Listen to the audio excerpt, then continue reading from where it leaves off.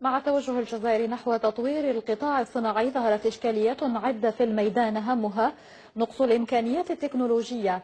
هي الإشكالية التي حاولت فرقة سكار تيم البحثية حلها من خلال ابتكارها. أحمد رشدي زار الفرقة وعد التقرير التالي.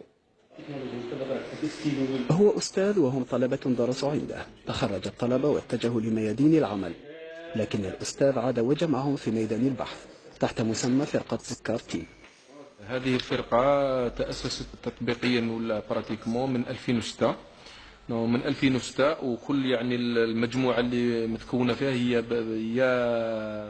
طلبة قرينا مع بعض مثل عرب مصطفى، يا طلبة قراو عندي مثل كلال محمد، والأخ شالولي جبناه من خارج الجامعة تاع شلف.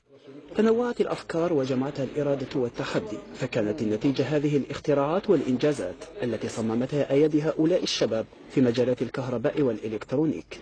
في الواقع هناك اختراعات وهناك إنجازات، يعني بنفرقوا ما بين هناك بعض الأفكار الجديدة التي تعتبر اختراع، وهناك بعض الأجهزة اللي أنجزناها بالرغم من أنها موجودة، ولكن الهدف تاعنا الأساسي دائما هو أن تكون أجهزة منتجة محليا وجزائرية تدير 100%.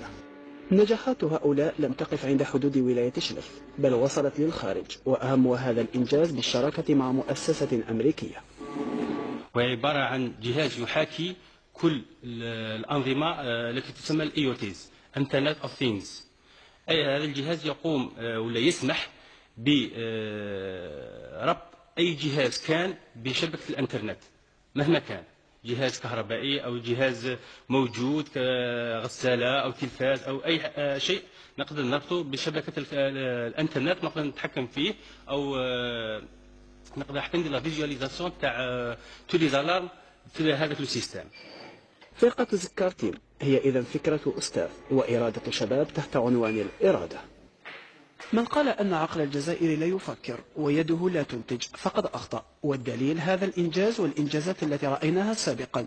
فالفكرة والإرادة موجودان، والغائب فقط الدعم. كان معكم أحمد راشدي، مبعوث قناة النهار إلى ولاية شلف.